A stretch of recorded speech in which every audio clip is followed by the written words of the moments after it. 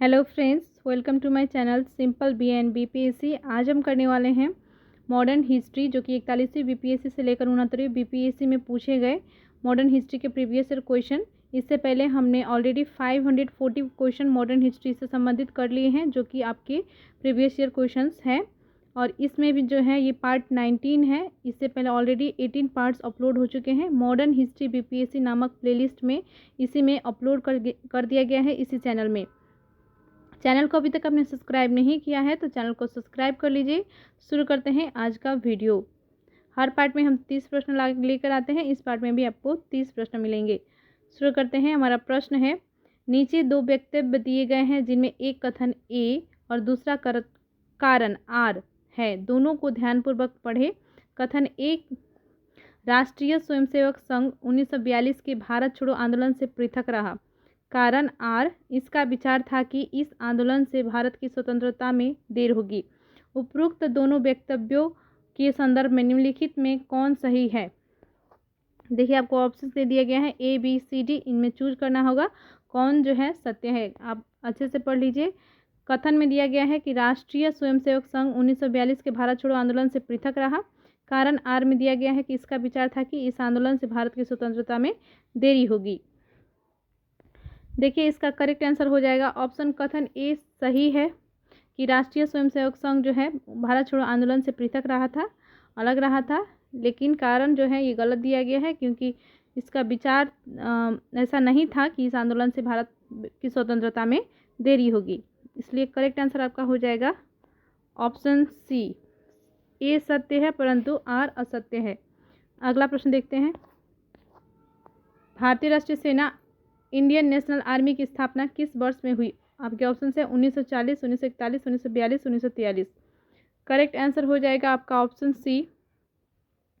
1942 में Indian national army या भारतीय राष्ट्रीय सेना की स्थापना हुई थी। इसका जो है आज़ाद हिंद फौज भी कह लीजिए, सेम है। अगला प्रश्न देखते हैं। इनमें से 1945-46 में दिल्ली में हुए INA यानी कि इंडियन नेशनल आर्मी के मुकदमों के पक्ष में पेश हुए वकील थे। आपके ऑप्शन है डॉक्टर राजेंद्र प्रसाद, भूला भाई देसाई, KM मुंशी, सरदार पटेल। उपरोक्त में से कोई नहीं, उपरोक्त में से एक से अधिक। देखिए, दिल्ली में हुए INA के मुकदमों के पक्ष में जो है पेश हुए वकील थे भूला भाई देसाई। इन्होंने ही जो है अध्यक्षता की थी इस मुकदमे की। भूला भाई देसाई करेक्ट आंसर हो जाएगा। ऑप्शन बी करेक्ट है। अगला प्रश्न है, 1943 में आज़ाद हिंद फौज INA अस्तित्व में आई। आपके ऑप्शन है जापान में, तत्कालीन बर्मा में, सिंगापुर में, तत्कालीन मलाया में। करेक्ट आंसर हो जाएगा ऑप्शन सी, सिंगापुर में।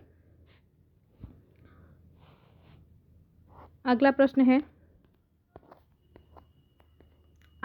आज़ाद हिंद सरकार के निर्माण की घोषणा की गई। आपके ऑप्शंस है 26 जनवरी 1930 को, 8 अगस्त 1942 को, 21 अक्टूबर 1943 को, 18 फरवरी 1946 को।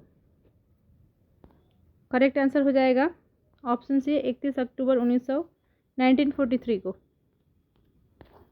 अगला प्रश्न है, INA किसके दिमाग की उपज थी और किसने इसकी स्थापना की। आपके ऑप्शन है Subhash Chandra Bose, doctor Mohan Singh, Chandrashekhar, Bhagat Singh. Indian national army किसके दिमाग की उपज थी पूछा गया है। करेक्ट आंसर आपका हो जाएगा option B, doctor Mohan Singh. इसका ख्याल जो है सबसे पहले डॉक्टर मोहन सिंह के मन में आया था, इसलिए जो है ये INA इन्हीं का दिमाग का उपज थी, ये कहा जा सकता है। और वे जो है ब्रिटेन की भारतीय सेना में ऑफिसर थे। अगला प्रश्न है, निम्नलिखित व्यक्तियों में से किसने वर्ष 1943 में सुभाष चंद्र बोस की सिंगापुर में INA बनाने में सहायता की। आपके ऑप्शन है general Cariappa, general Mohan Singh, general Manekshaw, general GS Arora. Correct answer आपका हो जाएगा ऑप्शन बी, मोहन सिंह। इन्हीं के मन में सबसे पहले ये ख्याल आया था कि INA का जो है गठन होना चाहिए, और इन्होंने ही जो है सुभाष चंद्र बोस को सिंगापुर में आईएनए बनाने में सहायता की थी, यानी कि इंडियन नेशनल आर्मी के गठन में इन्होंने मदद की थी सुभाष चंद्र बोस की। मोहन सिंह हो जाएगा। अगला प्रश्न देखते हैं, भारतीय राष्ट्रीय सेना आईएनए के संस्थापक कौन है? आपके ऑप्शन है सुभाष चंद्र बोस, मोहन सिंह, लाला लाजपत राय, उपरोक्त में से एक से अधिक, उपरोक्त में से कोई नहीं। करेक्ट आंसर आपका हो जाएगा ऑप्शन बी, मोहन सिंह।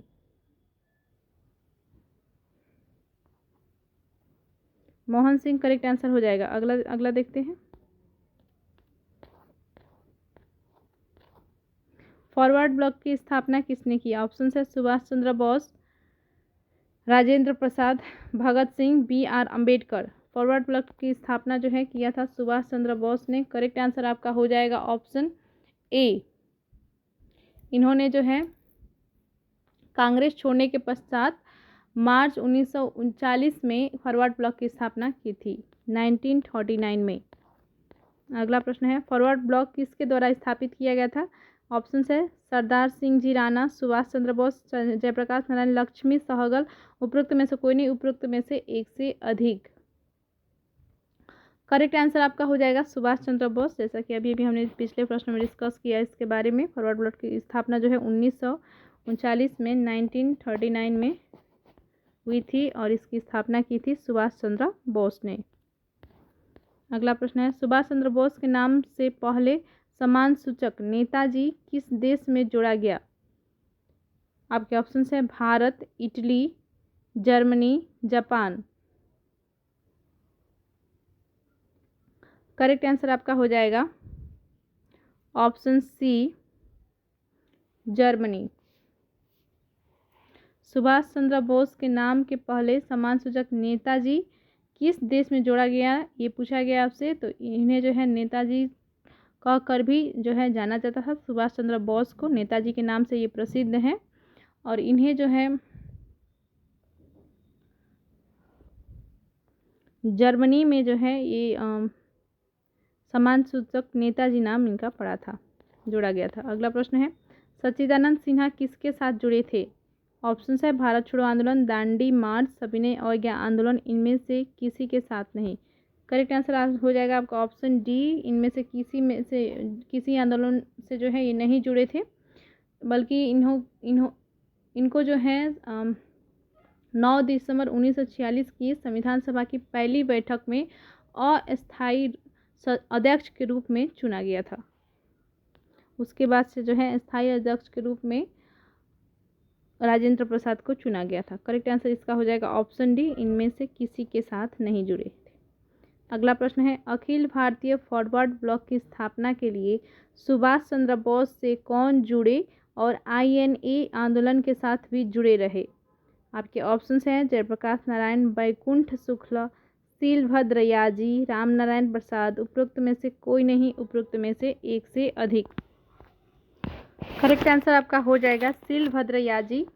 सीलभद्र याजी जो थे ये बिहार के एक स्वतंत्रता सेनानी थे और ये जो है अखिल भारतीय फॉरवर्ड ब्लॉक की स्थापना के लिए जो है सुभाष चंद्र बोस से जुड़े थे और आईएनए के आंदोलन के साथ भी ये जुड़े रहे। करेक्ट आंसर आपका हो जाएगा ऑप्शन सी, सीलभद्र याजी। सुभाष चंद्र बोस ने निकोबार द्वीप को नया नाम दिया था, क्या नाम दिया था? सुभाष चंद्र बोस ने अंडमान एवं निकोबार द्वीप समूह को। आपके ऑप्शंस हैं स्वराज द्वीप, शहीद द्वीप, बलिदान द्वीप, नवोदय द्वीप। उपरोक्त में से कोई नहीं, उपरोक्त में से एक से अधिक। 67th बीपीएससी प्री का ये प्रश्न है, री एग्जाम का। देखिए सुभाष चंद्र बोस ने जो है निकोबार द्वीप समूह को नया नाम दिया था, वो नाम था स्वराज द्वीप। करेक्ट आंसर हो जाएगा आपका ऑप्शन ए। आज़ाद हिंद फौज के साथ जो है इन्होंने जब ब्रिटिश साम्राज्य से अंडमान निकोबार को मुक्त कराया था तब इन्होंने ये नाम दिया था स्वराज द्वीप, इन्होंने नाम रखा था अंडमान निकोबार द्वीप समूह को। करेक्ट आंसर हो जाएगा ऑप्शन ए, स्वराज द्वीप। देखिए यहाँ पे दिया गया है सुमेलित करिए, यहाँ एक जगह जो है आपका स्थान दिया गया है, कौन से राज्य में कहाँ पे पढ़ते हैं ये आपको बताना है। देखिए हम इसको जोड़ लेते हैं और कूट में जो है आपको यहाँ पे नीचे आंसर देना होगा। देखिए बारदौली जो है ये गुजरात में है, चौरी चौरा हत्याकांड हुआ था ये उत्तर प्रदेश में है, गोरखपुर में, और यरवदा जो है ये महाराष्ट्र में है, और नोआ खली, ये पश्चिमी बंगाल में होगा। देखिए इसके अनुसार से जो है आप ऑप्शन में मिला लीजिएगा। करेक्ट आंसर आपका देखिए इसमें हो जाएगा बारदोली, गुजरात। ए का 2 दिया गया है बी और सी में। चौरी चौरा बी का 3 दिया गया है। चौरी चौरा अच्छा बी का 4 होगा, सी में दिया गया है। और फिर से एरबदा सी 1। देखिए करेक्ट आंसर आपका इसमें ऑप्शन सी हो जाएगा। ऑप्शन सी सही है। अगला प्रश्न देखते हैं। कैबिनेट मिशन भारत में आया, आपके ऑप्शन है फरवरी 1942, मार्च 1942, अप्रैल 1942, मई 1942। देखिए कंफ्यूज नहीं होइएगा। क्रिप्स मिशन आया था 1942 में। 1946 में कैबिनेट मिशन भारत आया था। 1946 में मार्च 1946 में जो है 24 मार्च 1946 को कैबिनेट मिशन भारत में आया था, दिल्ली में। करेक्ट आंसर हो जाएगा ऑप्शन ई इसमें उपरोक्त में से कोई नहीं। कैबिनेट मिशन की अध्यक्षता किसके द्वारा की गई? आपके ऑप्शन है लॉर्ड एटली, स्टेफोर्ड क्रिप्स, क्लेमेंट एटली, सर पी लॉरेंस। देखिए कैबिनेट मिशन जो है 24 मार्च 1946 को भारत आया था और इसमें से जो है 3 सदस्य थे, ए.बी. अलेक्जेंडर, स्टेफोर्ड क्रिप्स और पैथिक लॉरेंस। 3 सदस्य थे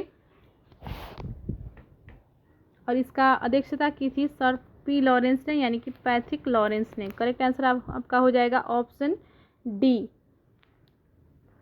अगला प्रश्न देखते हैं। इनमें से कौन 1946 में क्या पूछा गया था की गई थी अध्यक्षता? हाँ अध्यक्षता था सर पी लॉरेंस ही। इनमें से कौन 1946 ईस्वी में भारत भेजे गए कैबिनेट मिशन का एक सदस्य नहीं था? देखिए मैंने अभी आपको सदस्य का नाम बताया, आप ऑप्शन सुन लीजिए। Sir Stafford Cripps, Ramsay MacDonald, A B. Alexander, lord Pethick Lawrence. उपरोक्त में से कोई नहीं, उपरोक्त में से एक सदस्य। 67 बीपीएससी का ये प्रश्न है। देखिए इसका करेक्ट आंसर हो जाएगा रैमजे मैकडोनाल्ड जो है इसका सदस्य नहीं था। 1946 में आए भारत में भेजे गए कैबिनेट मिशन के ये सदस्य नहीं थे। Stafford Cripps, A B. Alexander, lord Pethick Lawrence, ये तीनों जो थे ये कैबिनेट मिशन के सदस्य थे और पैथिक लॉरेंस ने अध्यक्षता की थी कैबिनेट मिशन की। अगला प्रश्न है। इनमें से कौन कैबिनेट मिशन के सदस्य नहीं थे? आपके ऑप्शन है Pethick Lawrence, Wavell, Stafford Cripps, A B. Alexander. उपरोक्त में से कोई नहीं, उपरोक्त में से एक सही। करेक्ट आंसर हो जाएगा वेबेल, इसमें आप मिला लेंगे। अगला प्रश्न देखते हैं। इनमें से कौन कैबिनेट मिशन के सदस्य नहीं थे? फिर से सेम प्रश्न रिपीटेड है। देखिए इसमें ऑप्शन है जे एंड्रयून, पी लॉरेंस, ए.बी. अलेक्जेंडर। इनमें से कोई नहीं। पी लॉरेंस थे, ए.बी. अलेक्जेंडर थे, जे एंड्रयू जो थे ये नहीं थे कैबिनेट मिशन के सदस्य। करेक्ट आंसर हो जाएगा ऑप्शन ए। 69 बीपीएससी का ये प्रश्न है, प्रीवियस ईयर का प्रश्न है। वो कौन सा कांग्रेस अध्यक्ष था जिसने क्रिप्स मिशन व लॉर्ड वेबल दोनों से वार्ताएं की? आपके ऑप्शन है अबुल कलाम आज़ाद, जवाहरलाल नेहरू, जे.बी. कृपलानी, सी राजगोपालाचारी। करेक्ट आंसर आपका हो जाएगा ऑप्शन ए, अबुल कलाम आज़ाद।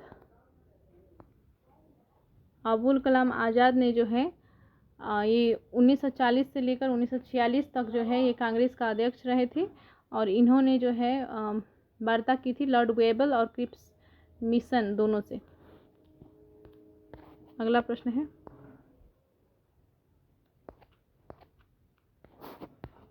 भारत के विभाजन के समय भारतीय राष्ट्रीय कांग्रेस का अध्यक्ष कौन था? आपके ऑप्शन है जे.बी. कृपलानी, जवाहरलाल नेहरू, मौलाना अबुल कलाम आज़ाद, सी राजगोपालाचारी। उपरोक्त में से कोई नहीं, उपरोक्त में से एक। करेक्ट आंसर हो जाएगा ऑप्शन ए, जे.बी. कृपलानी जो थे इसका भारत के विभाजन जो है 15 अगस्त 1947 को जब हुई थी उस समय जे.बी. कृपलानी भारतीय राष्ट्रीय कांग्रेस के अध्यक्ष थे।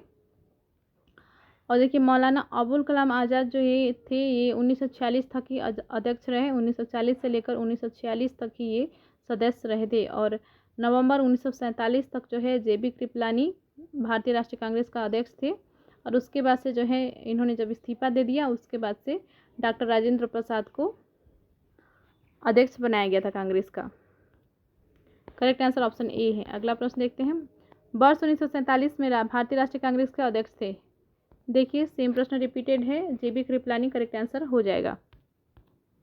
अगला प्रश्न है। अंग्रेजों द्वारा भारतीयों को 1947 में सत्ता हस्तांतरित किए जाने के समय कांग्रेस अध्यक्ष कौन था? अंग्रेजों द्वारा भारतीयों को 1947 में सत्ता हस्तांतरित किए जाने के समय कांग्रेस अध्यक्ष कौन था। देखिए क्वेश्चन को घुमा के पूछा गया है, जो अभी हमने प्रश्न किए थे वही प्रश्न है, लेकिन इसको घुमा के पूछा गया है। इसका करेक्ट आंसर जेबी कृपलानी होगा। करेक्ट आंसर ऑप्शन डी है। अगला प्रश्न देखते हैं। सन 1947 के भारतीय राष्ट्रीय कांग्रेस के दिल्ली अधिवेशन की अध्यक्षता किसने की थी।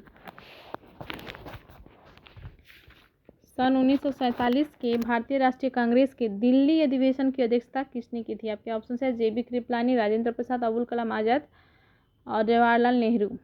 देखिए सन 1947 का जो है भारतीय राष्ट्रीय कांग्रेस का दिल्ली अधिवेशन का अध्यक्षता की थी राजेंद्र प्रसाद ने। करेक्ट आंसर ऑप्शन बी हो जाएगा।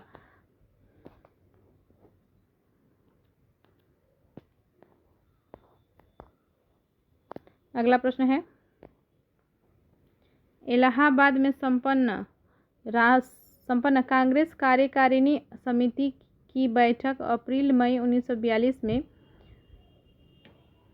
निम्नलिखित सदस्यों में से एक सदस्य भारत के नाजीवाद, फासीवाद तथा साम्राज्यवाद विरोधी निश्चित रुख के कारण जापान के विरुद्ध गुरिल्ला युद्ध की अपनी योजना के पक्ष में बहुमत जुटाने में सक्षम हुए थे।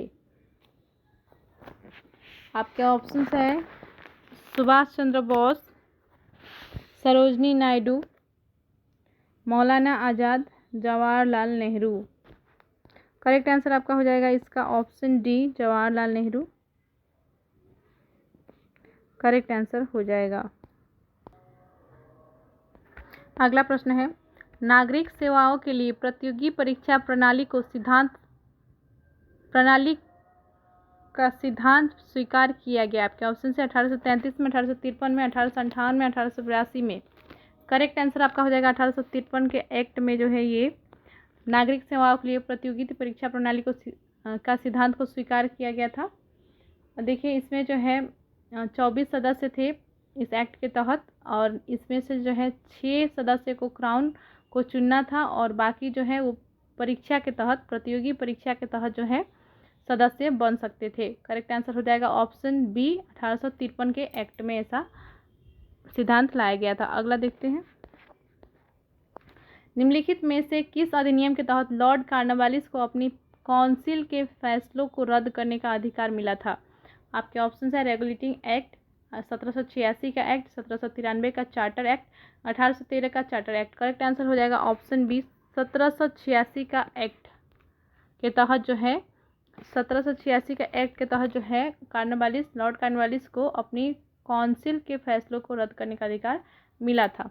1786 का एक्ट याद रखेंगे। अगला प्रश्न है। भारत सरकार अधिनियम 1935 ने समाप्त किया प्रांतीय स्वायत्तता को, प्रांतीय द्वैत शासन व्यवस्था, भारत की संघीय संरचना, जिम्मेदार केंद्रीय सरकार। देखिए इसका करेक्ट आंसर हो जाएगा ऑप्शन बी आपका, प्रांतीय में द्वैत शासन जो स्थापित हुई थी उसको इसने समाप्त कर दिया भारत सरकार अधिनियम 1935 ने। करेक्ट आंसर हो जाएगा ऑप्शन बी, और प्रांतीय स्वायत्तता की जो है इन्होंने इसने लागू की, प्रांतीय स्वायत्तता को लागू की और प्रांतीय द्वैत शासन व्यवस्था को समाप्त कर दिया। अगला प्रश्न है। स्तंभ 1 में नामों का स्तंभ 2 में अंकित नामों से सुमेल करें। देखिए एक तरफ आपको पुस्तकें दी गई हैं, दूसरी तरफ आपको लेखक दिए गए हैं। इन पुस्तकों को आपको जोड़ना है, उसके बाद से जो है यहाँ पे कूट में आंसर आपको बताना है कौन सा करेक्ट होगा। देखिए सबसे पहले जोड़ लेते हैं। History of the freedom movement in India, ये जो है लिखा है ताराचंद ने। History of the freedom movement in Bihar, देखिए इन इंडिया को लिखा था ताराचंद ने, और history of freedom movement in Bihar को लिखा था के दत्ता ने।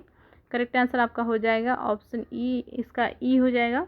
और आनंद मठ, ये तो आपको याद होगा, फेमस बुक है बंकिम चंद्र चटर्जी का, और इसी से जो है जन गण मन राष्ट्रगान को लिया गया है। अगला है प्रीसेप्ट्स ऑफ जीसस, ये जो है राजा राम मोहन की पुस्तक है, और इन्होंने ही जो है एकेश्वरवाद की सिद्धांत दिया था, और मूर्ति पूजा का जो है इन्होंने विरोध किया था। आवर इंडियन आवर इंडियन मुसलमान्स, ये किसने लिखा था? तो ये लिखा था W हंटर ने। आवर इंडियन मुसलमान्स W हंटर ने लिखा था। आप जोड़ लीजिएगा, कूट में आंसर इसका करेक्ट होगा। देखिए 1 का ए, 2 का ई। देखिए इसका करेक्ट आंसर ऑप्शन सी होगा यहाँ पे। ठीक है, ऑप्शन सी करेक्ट हो जाएगा। और इस वीडियो में इतने ही प्रश्न हम करेंगे। अगले वीडियो में फिर से हम 30 प्रश्न लेकर आएंगे और इसके बाद का जो वीडियो होगा वो लास्ट वीडियो होगा। मॉडर्न हिस्ट्री से संबंधित जो है हम लगभग सभी प्रश्नों को अब कंप्लीट कर लेंगे जो भी प्रीवियस ईयर में पूछे गए थे। और इसके बाद से जो है हम पॉलिटी स्टार्ट करने जा रहे हैं। पॉलिटी का क्वेश्चन सभी जो भी प्रीवियस ईयर में पूछे गए हैं वो सभी हम लोग करेंगे और साथ में बिहार स्पेशल के भी प्रश्न साथ में करेंगे। और बिहार हिस्ट्री और बिहार भूगोल को जो है हमने कवर कर लिया है इसमें। इसी चैनल में बिहार स्पेशल नामक बीपीएससी बिहार स्पेशल बीपीएससी नामक प्लेलिस्ट है, उसमें अवेलेबल कर दिया गया है। आपने अभी तक नहीं देखा है तो वो सभी वीडियो को भी आप देख सकते हैं। और चैनल को ज़रूर सब्सक्राइब कर लीजिए यदि आप भी चाहते हैं 70th बीपीएससी में सिलेक्शन लेना तो। धन्यवाद।